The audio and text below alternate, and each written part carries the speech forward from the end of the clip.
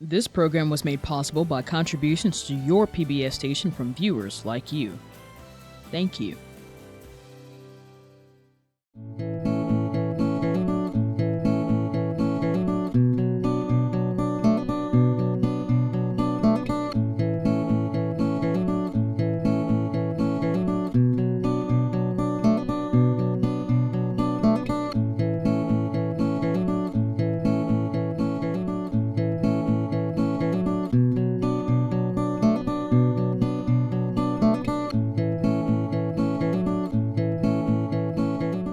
Well, Max, this is really a great treat for me to get to meet you. I've been a longtime fan of your family and love learning more about you and meeting you here in Tennessee. How's the visit so far? Thank you so much. It's so much fun to be here. I haven't been in Tennessee actually in about 7 or 8 years, and so it's so much fun to be back. I love Tennessee. I love I love Nashville and I love Memphis, and one of my father's best friends in the world was John Siegenthaler. Yes. So I don't know if you know who he Yes. ran the Tennessean, and I just love the outdoors so much. Yeah. So this is heaven for me. So how are you enjoying being at Isha and getting to be outside? Isha is amazing. I was so surprised when I was told that Isha was here in Tennessee, because I would, generally speaking, I would think that it would be somewhat incongruous.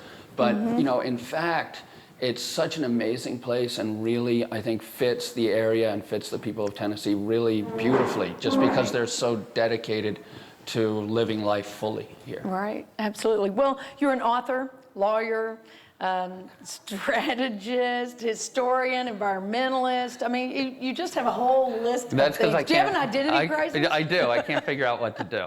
Completely can't. So. But you're also very obviously well known as being the son of Robert and Ethel Kennedy. Yes. Where are you in that line? I'm the ninth. So Okay. I have a younger brother and younger sister. Wow. Yeah, a lot of children. Yes, a lot of siblings. Yes. Yeah. So a wonderful family, though. Yeah, we have so much fun.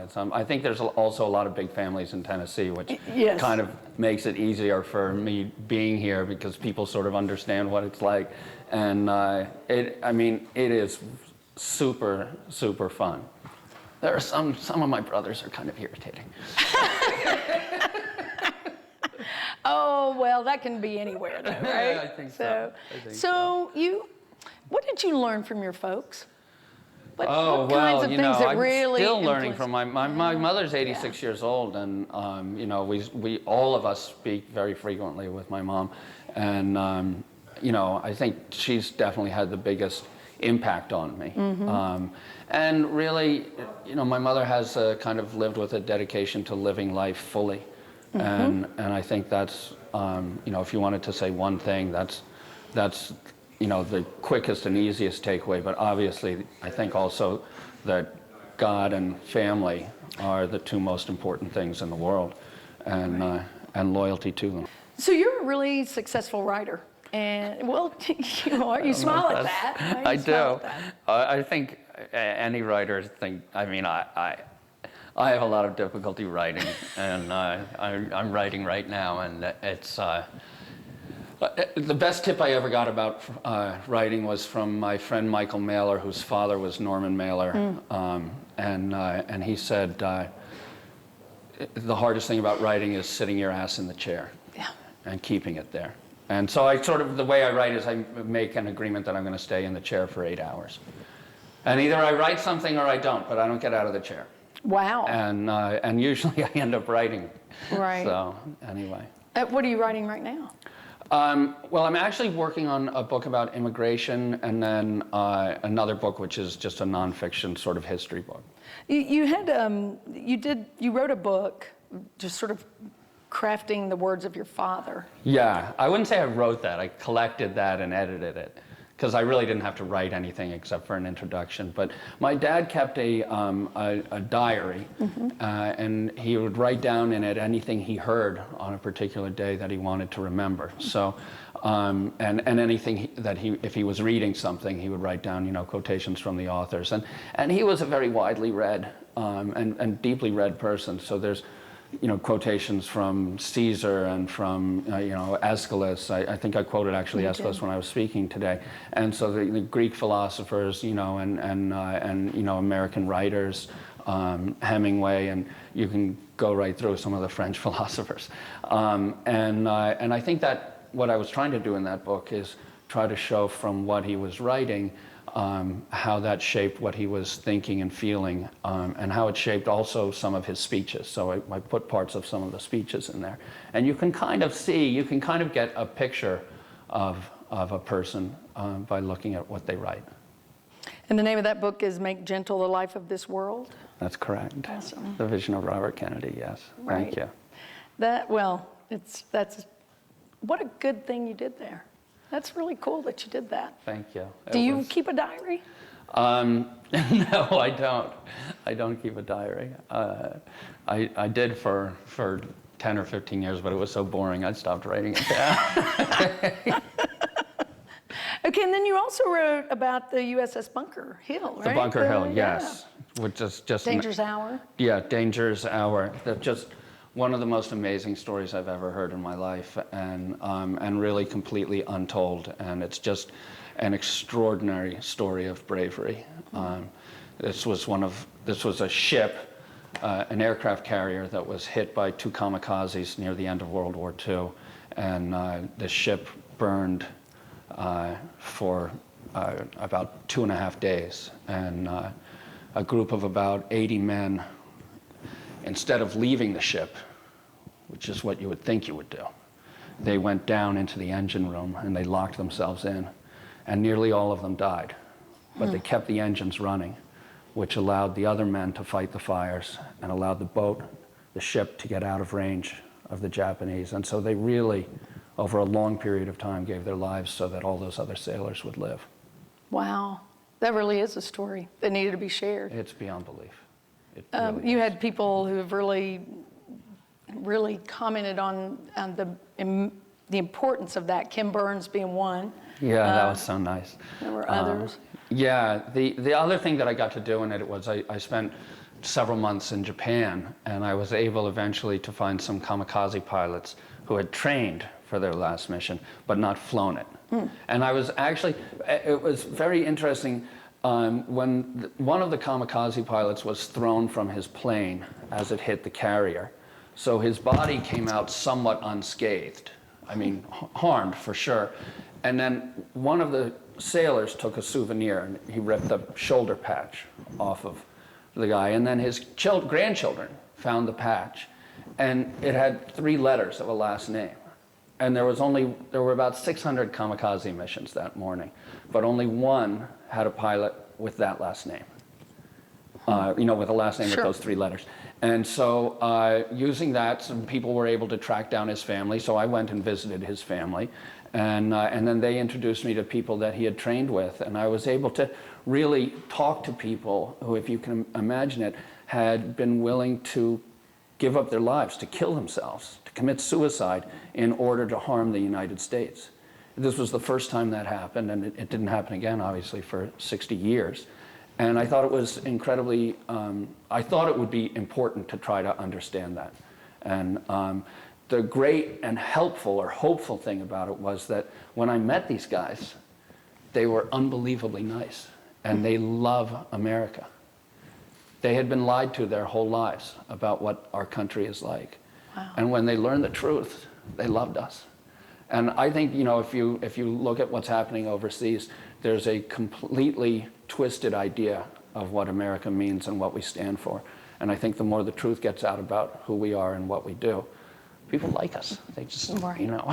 Well, it's important. It's important to share that. And you told a story today about Cuba, about the whole missile crisis, and your father and your uncle, who was the president, President Kennedy, and how they were really encouraged to go and bomb. Yes, right? yes, they really were. In fact, my father, when he first heard that they had put the missiles there, said, well, let's attack them and let's do it right now. Mm-hmm. And I think luckily it was kind of too late in the day. And I think President Kennedy was like, well, could we wait a day? And everybody, really everybody was saying, no, there's no reason to wait a day. We can't wait a day. And then the Secretary of Defense said, well, we could wait one day. And then my father slept on it, and I think after he got over the emotional reaction of having them lie, cheat, and do this unbelievably aggressive and dangerous thing, that he realized that we did have to try to pull back and get them to step back rather than go to war. And it turned out that it really, the United States did not know that the Russians had already delivered tactical nuclear weapons.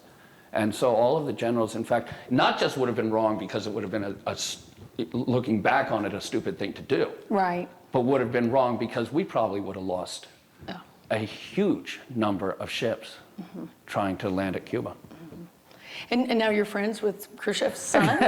Are you really friends? We email each other.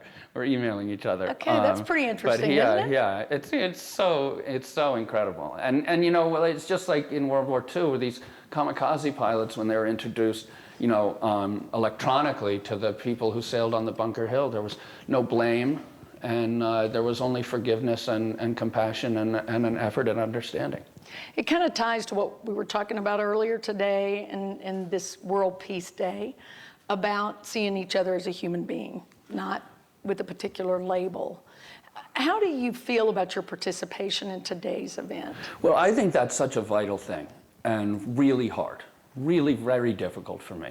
When I look at somebody, when I'm driving in my car and I look at somebody, I immediately think labels. I think that I know from what the person looks like, how they're dressed, whether they're male or female, something that I actually know something about them, which is completely false. And it's a delusion that leads us, to make these snap judgments that result in anger and woe.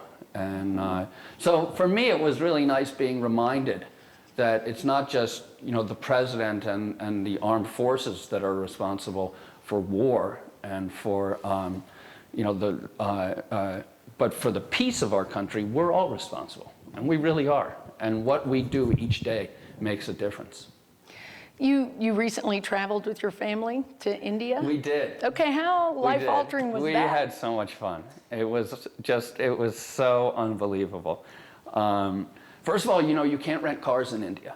There's no Hertz or Avis or National or anything like that. There's not, because the streets are so dangerous that they won't rent a car, because every car gets into an accident. And every single day we would see bad accidents. And I'm not kidding you. When you're driving down the highway in India, on a divided highway, there will very regularly buses, trucks, or cars will be coming the wrong way. And there's a median, so they can't get out of the way. And you know what people do? You know how they react? They don't even honk. It happens so often. It's so beyond belief for somebody who's an American and Tennessee, I think I passed 5 speed traps last night. Okay, right. There's nothing. If you want to go, you can go to India and drive however you want. Wow. But was it really? Besides the driving, was there any spiritual experience? Yeah. You think that's more? Was there a spiritual experience? I think that I wasn't really prepared for one. I went over there just to see what the place was like and to spend time with my wife and my daughter. But I think we really did learn a huge amount of things that are hard to explain when you come back to the United States. There are things that you see almost every day in India that if you saw here, it would be newsworthy. And there are spiritual things that are just absolutely impossible to explain. And when I come back, I'm thinking, I couldn't have actually seen that. That must have been a trick. So that was pretty incredible. And we studied meditation, and we learned how to meditate. Sadhguru taught us how to meditate, which was hard and a pain in the tail, quite frankly. And I wanted to leave every day. And I would say to my daughter, okay, we'll leave after breakfast. And then I'd say, okay, well, let's just stay for dinner, and then we'll leave. And I wanted to leave, believe me. Hard to sit still. Hard to stop your mind. It is hard to sit still. Yeah. It is hard for me to sit still. It is for me too. Okay. So I've had a class, and it's hard for me too. Yeah. But I think it's so important, though, to still the mind. I think it is. I mean, I don't notice a huge difference, but basically every single person I know has said that I'm much easier to get along with now. Okay, that's fun. Yeah. So tell me about your family. You met your wife in college? My wife, I was in college. My wife had graduated, had just graduated, and we met skiing, and then we went on. We actually went on a bunch of river trips together. In fact, I think we did the Little Tennessee, and we went down to South America with my friend Tom Dandridge, who's from Knoxville, and you know, we love being outdoors and doing that kind of thing. So it's nice to be here. Yeah. You have children, and they love the outdoors? They love the outdoors. They love it so much, and you know, my son teaches at the outdoor class at Harvard, and we're outside as much as we possibly can be, and it's just so great. And I think people in a lot of cities on the East Coast end up being in the cities a lot of the time, and there's just a huge difference. It's a palpable difference when you're in a state like this where people are committed to making sure they're outside. You know, something that I thought when I was reading about you and just studying about you, I thought how incredible your wife must be. Because You did? I did. That's so cool. Well, she is, in fact, incredible. I would believe she must be. And because everything I read, you two seem very synergetic. You just got this great synergy. And it has to be kind of daunting to marry into your family. I mean, 11 kids and millions of cousins, and you guys are all close. Of course, that never occurred to me when I was going out with Vicky. I just assumed everything would be fine. And it is. And but you're right. My wife is absolutely extraordinary, beyond belief. She's a really, really special person. It's the best thing that's ever happened to me in my life. By far, that I got to marry Vicky. And it's funny because I've never heard someone I didn't know say that. So it's pretty impressive that you picked up on that. But everybody does. My mother said to me the other day that Vicky is a gift to our family from heaven. And it's actually true. That's pretty special. Do you talk to young people a lot? Do you have a chance to really? I really try. I really try as much as I can. I find that all of my friends are getting very old and boring, and I try to keep finding younger friends, and then they start to get old and boring, and I have to go. So I'm friends with a lot of my nieces and nephews' friends, which is fun. And so what, do you have wisdom that you can impart with them? Do you? No, I definitely have no. I definitely have no wisdom to impart. You know, I just think. Here's the thing: is that I think, you know, people say you're dead a long time, and so as far as we know, you've only got one shot at this, and so do everything you can to make it as great as possible. And, you know, that I say to my friends always, I say, hey, let's go camping this weekend. And they go, no, I've got to do this. I have to deal with that. I have to go buy this thing. And I say, you know, in 2 months, you're never going to remember what happened this weekend. But if you come camping, we'll remember it for the rest of our lives. So let's get outside. And that's kind of, I don't know, that's kind of how I try to live my life. I like it. You know, something that concerns me about our country right now is it just feels very polarized, feels very divided. It's, you know, and it concerns me on a lot of levels. Do you see that? Do you experience that? I think, to be honest, that's somewhat exaggerated from what I've heard. I don't see a huge shift, and I think if you when I read about George Washington and Adams and, you know, one being snobby to the other, and throughout American history, there's been times where Congress is, you know, terribly divided. Andrew Jackson, you know, brought together a whole new group of people, brought them into the democratic system that hadn't been there before. And I think if you look at that, that was a hell of a lot more divided. And quite frankly, When I drove here, I drove through a lot of battlefields. So somebody who says it's divided now has not been to Tennessee.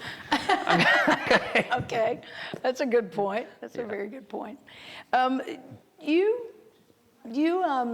What's next for you? What kinds of things do you want to do next? Are you still you're writing, but do you want to work in film, documentaries? Haven't you worked on some documentaries? I am writing, and I'm working on some documentaries and a couple of film things too. So, you said at the beginning that I'm a lawyer and I taught college and I was a prosecutor and that kind of thing. But mostly for the last 10 years or 15 years, I've been trying to be a husband and a dad, however badly I've done at those things.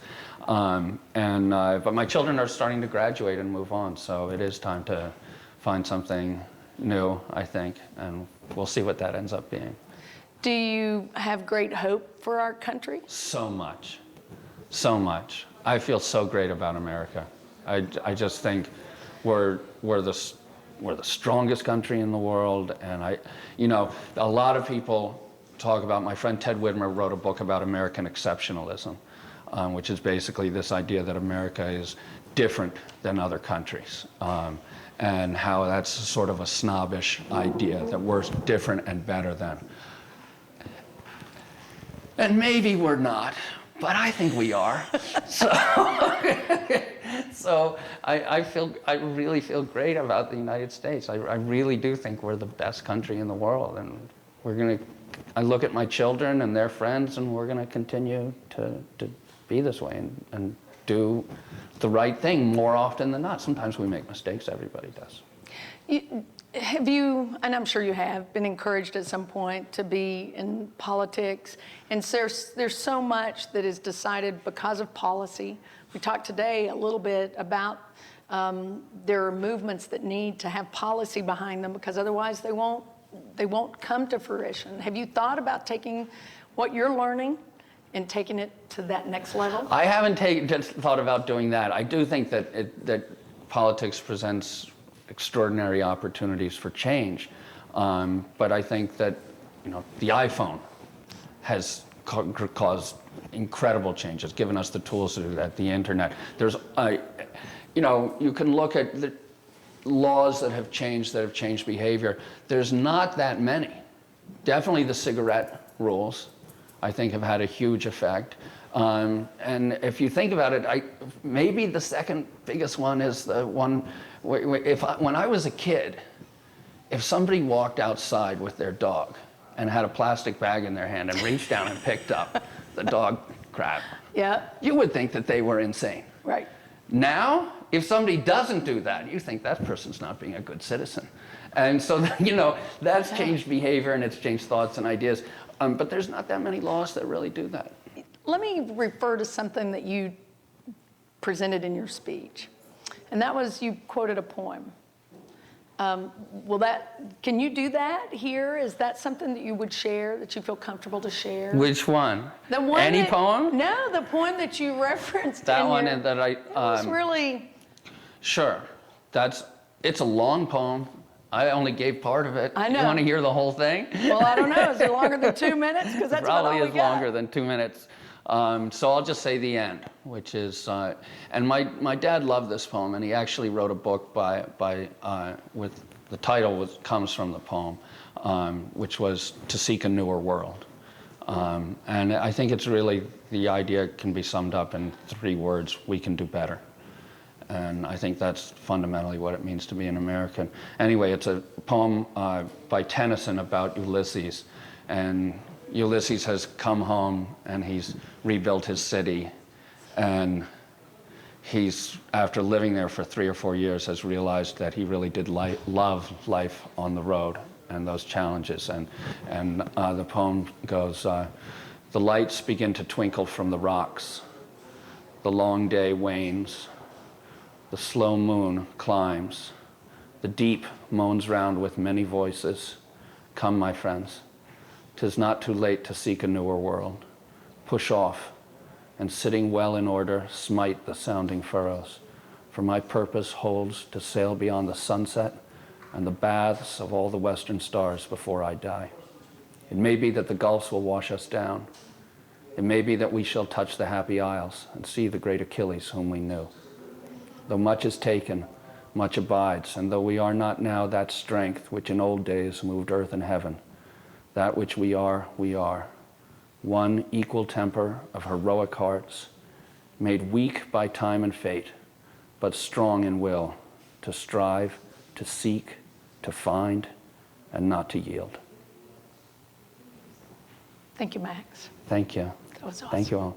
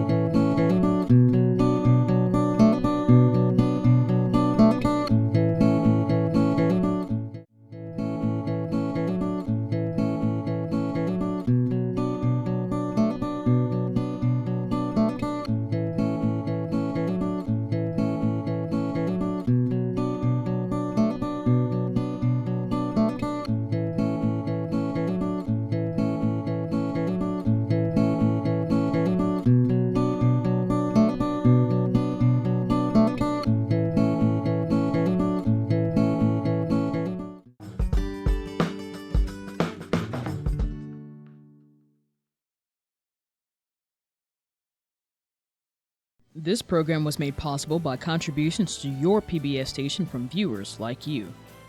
Thank you.